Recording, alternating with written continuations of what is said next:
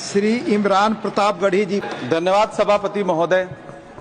हम ही को कातिल कहेगी दुनिया, हमारा ही कत्लेआम होगा।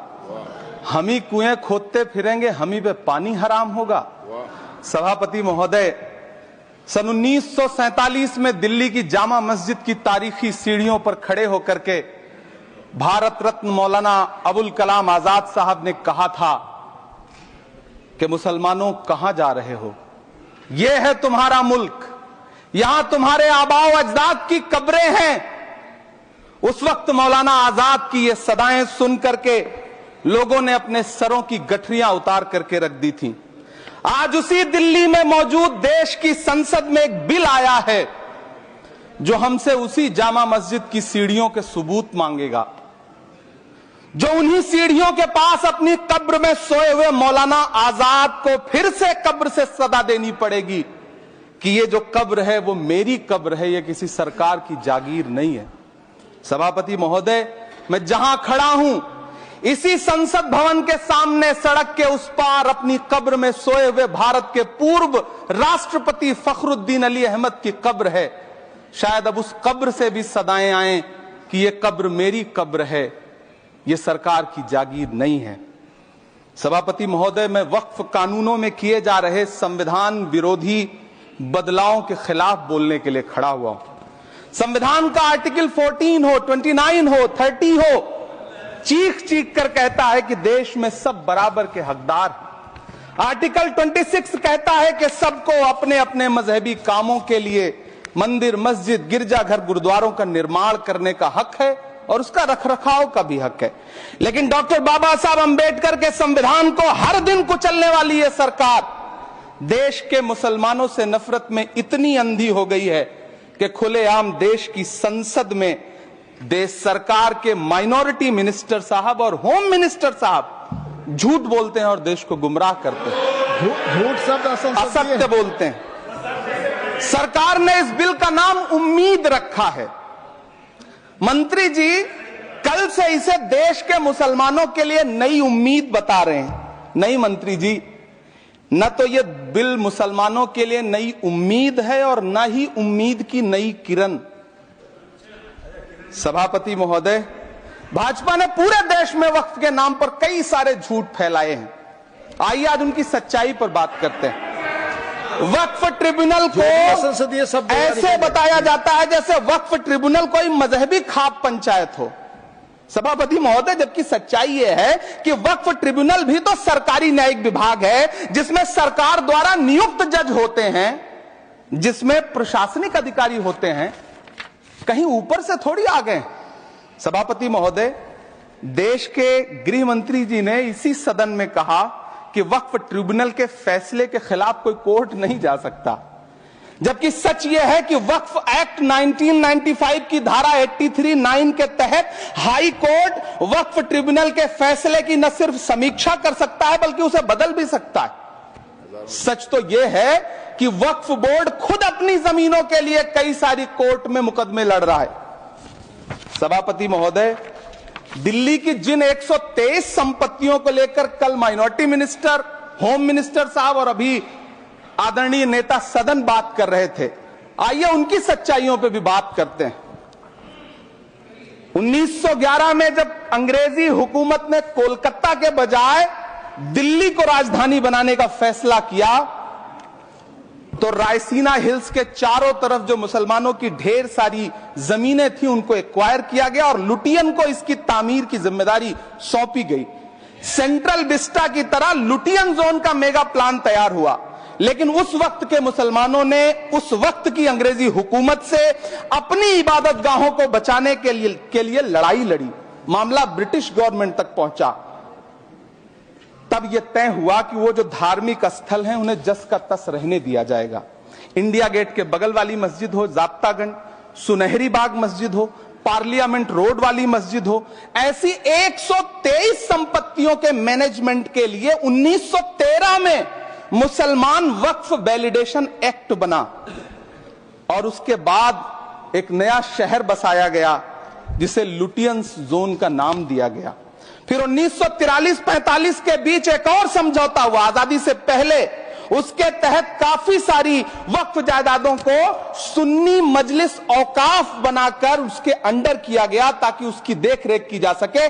गृह मंत्री जी 2 दिन से सदन में जो बात कह रहे हैं वो दरअसल 123 संपत्तियां उसी सुन्नी मजलिस औकाफ के तहत आती है। सभापति महोदय, आजाद भारत आजाद हुआ। आजादी के बाद भारत में 1954 में वक्फ एक्ट लागू हुआ, जिसकी धारा 9 के तहत 1964 में केंद्रीय वक्फ काउंसिल का गठन हुआ। दिल्ली की वही 123 प्रॉपर्टीज को 1970 में सर्वे गजट करके गजट नोटिफाई किया गया। इसके निपटारे के लिए पूर्व प्रधानमंत्री इंदिरा जी के द्वारा 1974 में एक बर्नी कमेटी बनाई गई।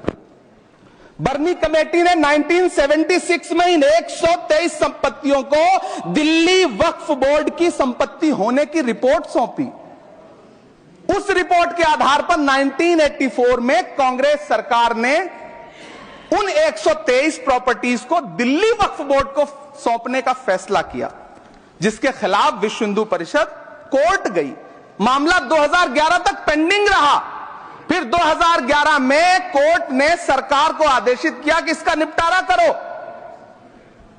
तब 2013 में तत्कालीन यूपीए सरकार ने दिल्ली की उन्हीं 123 जायदादों को बर्नी कमेटी की सिफारिशों के मुताबिक वक्फ बोर्ड के हवाले किया। यही वो प्रॉपर्टीज हैं जिनके नाम से गृह मंत्री जी कल से कांग्रेस को कोस रहे हैं। फिर आई 2014 में भाजपा की सरकार, जो तब से इन जमीनों को हड़पने की साजिश कर रही है। जिस बिल को मुसलमानों के हुकूक की हिफाजत करने वाला बिल बताया जा रहा है, उसी को पेश करने के लिए और उस पर बात करने के लिए लोकसभा में भाजपा सरकार के पास एक भी मुस्लिम सांसद नहीं है। जिस वक्त, मैं लोकसभा कह रहा हूं, सुना करिए, जिस वक्फ बिल को मुस्लिम महिलाओं को हक दिलाने वाला बताया जा रहा है, उसे संसद में पेश करने वाली पार्टी के पास न तो राज्यसभा में, न लोकसभा में, न देश की किसी विधानसभा में एक भी मुस्लिम महिला सदस्य नहीं। कल किरण रिजिजू जी कह रहे थे कि रेलवे की जमीनें देश की जमीनें हैं, डिफेंस की जमीनें देश की जमीनें हैं। हां मंत्री जी, हैं, बिल्कुल हैं। ये जो वक्फ की जमीनें हैं, ये हमारे पुरखों ने धार्मिक कामों के लिए डोनेट किया है। तो हम भी तो इसी देश के नागरिक हैं, हम भी तो इसी देश के बेटे हैं। तो वक्फ की जमीनें भी तो इसी देश की जमीनें हैं, उनको पराया क्यों बोलते हैं आप? सभापति महोदय, अशफाकुल्लाह खान जब फैजाबाद की जेल में फांसी के फंदे पर झूल रहे थे, तो इसी देश की जमीन के लिए झूल रहे थे ना। सभापति महोदय, अंडमान की जेल में काला पानी की सजा काटकर अपनी जान देने वाले मौलाना फजले हक खैराबादी हो या शेर खान अफरीदी हो, वो भी तो इसी जमीन के लिए अपनी जान दे रहे थे ना। सभापति महोदय, पाकिस्तान के खिलाफ लड़ते हुए अपनी जान देने वाले महावीर चक्र विजेता ब्रिगेडियर उस्मान हो या पाकिस्तान के पैटर्न टैंक उड़ाने वाला परमवीर चक्र विजेता वीर अब्दुल हमीद हो, वो भी तो इसी जमीन के लिए अपनी जान दे रहा था ना।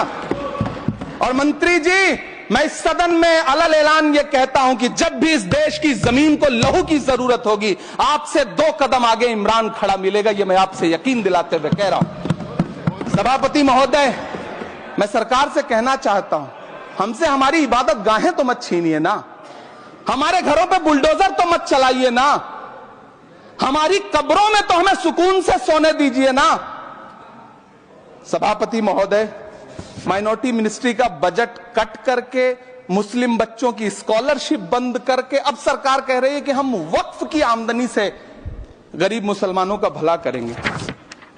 गुजरात की बेटी बिल्किस के बलात्कारियों की रिहाई के बाद उन्हें माला पहनाने वाली लोगों के नेता ये कह रहे हैं कि यह बिल मुस्लिम महिलाओं को उनका हक दिलाएगा। धन्यवाद मोदी जी, क्या बढ़िया सौगातें मोदी दे रहे हैं आप। पहले हमें गुजराते मोदी दिया, आप सौगाते मोदी दे रहे हैं। लेकिन यह सरकार इतना याद रखे कि इसी ठसक के साथ देश की संसद में सीए का कानून भी लाया गया था और कहा गया था बड़े बड़े भाषण देकर के कि पड़ोसी देशों से हिंदू भाइयों को ला करके यहां नागरिकता दी जाएगी। लेकिन मैं आपके संज्ञान में लाता हूं सर कि पिछले इतने दिनों में इनसे नागरिकता लेने के लिए 2000 व्यक्ति भी नहीं आए, जबकि इसके उलट इन्हीं की सरकार में पिछले 10 साल में 15 लाख से ज्यादा भारतीयों ने भारत की नागरिकता छोड़ करके दूसरे देश में जाकर के बस गए। यह हुआ उस कानून का अंजाम। सभापति महोदय, इसी तरह की जिद के साथ किसानों के खिलाफ भी कानून लाए गए थे। जिस तरह आज वक्फ के फायदे गिनाए जा रहे हैं, उसी तरह से किसानों को भी कृषि कानूनों के फायदे गिनाए गए थे। लेकिन अंजाम क्या हुआ? 700 किसानों की शहादत लेने के बाद सरकार को अन्नदाता किसानों के सामने घुटने टेकने पड़े और कृषि कानून वापस लेने पड़े। जिल्ले इलाही, जमहूरियत जो है वो नफरत और ठसक से नहीं चलती है, अकड़ से नहीं चलती है। उसमें सबकी हिस्सेदारी जरूरी है। कल देश के माइनॉरिटी मिनिस्टर ने लोकसभा में खड़े होकर एक शेर सुनाया था कि मुझसे कोई बदगुमान न हो, तो मैं उन्हें एक शेर सुनाना चाहता हूं कि मैं आज जद पे हूं तो इतना खुशगुमान न हो, मैं आज जद पे हूं तो इतना खुशगुमान न हो, चराग सबके बुझेंगे हवा किसी की नहीं। नीतीश कुमार जी हो, चंद्रबाबू नायडू जी हो, चिराग पासवान जी हो, जयंत चौधरी जी हो, देवे गौड़ा जी हो, जीतन राम मांझी जी हो, सबको समझना पड़ेगा कि जब जंगल में आग लगती है तो न वो बरगद बचते हैं जो हवा को आंधी में तब्दील करते हैं, न वो बांस बचते हैं जो आपसी रगड़ से चिंगारी पैदा करते हैं। सभापति महोदय, जब देश को मनमोहन सिंह साहब जैसा काबिल प्रधानमंत्री मिलता है तो देश को आरटीआई जैसा एक्ट मिलता है, सेज जैसा एक्ट मिलता है, मनरेगा जैसा एक्ट मिलता है, लिबरलाइजेशन मिलता है, राइट टू एजुकेशन मिलता है, नेशनल फूड सिक्योरिटी एक्ट मिलता है। लेकिन जब देश को सौगातें मोदी मिलती है तो क्या मिलता है? सीए मिलता है, फॉर्म्स लॉ मिलता है, आर्टिकल 370 मिलता है, इलेक्टोरल बॉन्ड जैसा एक्ट मिलता है और वक्फ अमेंडमेंट एक्ट जैसे बिल देश को मिलते हैं।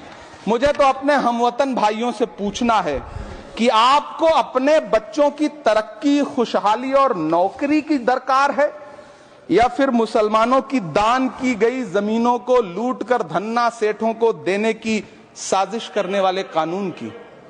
सभापति महोदय, यह सरकार रात के 3 बजे तक पूरे देश को जगा करके संसद में अपने ही नागरिकों को नीचा दिखाने के लिए वक्फ बिल ला रही थी, तो उधर रात के 1:30 बजे अमेरिका हम पर 26% टैरिफ लगा रहा था। सरकार की प्राथमिकताएं देश को पता। सभापति महोदय, मैं बहुत भावुक हूं आज, और मुझे अच्छा लगा कि आदरणीय नेता सदन जगत प्रकाश नड्डा जी ने बहुत अच्छी बातें भी की, मन से बातें की। क्योंकि उनके नाम में प्रकाश जुड़ा है तो मैं उनमें हमेशा एक रोशनी की किरण देखता हूं। मैं उनके सामने बहुत अदब से यह बात कहना चाहता हूं कि चरागों के सफर में दबदबा हो आंधियों का तो फिर अंजाम जुल्मत के सिवा कुछ भी नहीं होगा। यह दुनिया नफरतों के आखिरी स्टेज पर है, इलाज इसका मोहब्बत के सिवा कुछ भी नहीं होगा। मैं भावुक हूं, मेरी पलकें गीली हैं। अगर देश की एक बहुत बड़ी आबादी को लगता है कि आप उसका भला करने के लिए नहीं बल्कि उनकी इबादतगाहों, उनकी कब्रिस्तानों, उनकी खानकाहों को बर्बाद करने का बिल ला रहे हैं, तो फिर आप अगर समझाने में नाकामयाब रहे हैं तो यह आपकी नाकामयाबी है। पहले समझाइए, उसके बाद कोई बिल लेकर के आइए, तब शायद हम आपका इतनी पुरजोर तरीके से विरोध ना करें।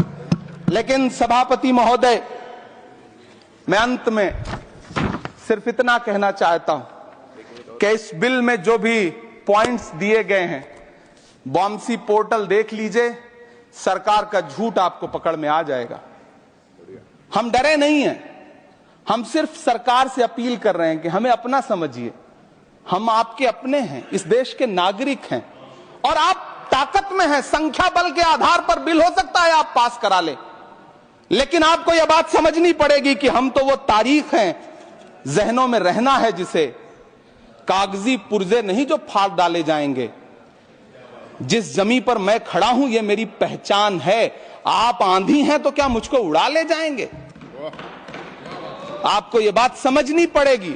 आपको अगर इतना विपक्ष की तरफ से पहले जेपीसी में इतने सारे पॉइंट्स आए और उसके बाद कल से लोकसभा में और राज्यसभा में सुझाव आप सुनने को तैयार नहीं है, लोगों की शंका को दूर करने के बारे में आप बिल्कुल सोच नहीं रहे, बस आप कह रहे हैं यह बिल उम्मीद की नई किरण है। नहीं साहब, इसे भले किरण जी लेके आए हैं, लेकिन ये उम्मीद की नहीं बल्कि नाउम्मीदी की किरण है। और इस देश की एक बहुत बड़ी आबादी इस बात से खदशे में है, शक में है कि आप सीधे उनकी जमीनों को लूट करके धन्ना सेठों को बेचना चाहते हैं। मेरी अब भी आपसे अपील है कि इस बिल को वापस लीजिए। यह बिल कहीं से आपके अपने नागरिकों के लिए अच्छा नहीं है। यह बिल सिर्फ इस देश के मुसलमानों को नीचा दिखाने का और अपने एक ऐसे मतदाता वर्ग को खुश करने का बिल है जिनको इस बिल के पास हो जाने से कुछ मिलेगा भी नहीं। लेकिन आप एक नैरेटिव देना चाहते हैं, एक मैसेज देना चाहते हैं। मेरी आपसे अपील है कि कृपया ये जो सबका साथ सबका विकास का नारा है, इस नारे को रत्ती भर तो चरित्रार्थ कर दीजिए। बहुत बहुत धन्यवाद।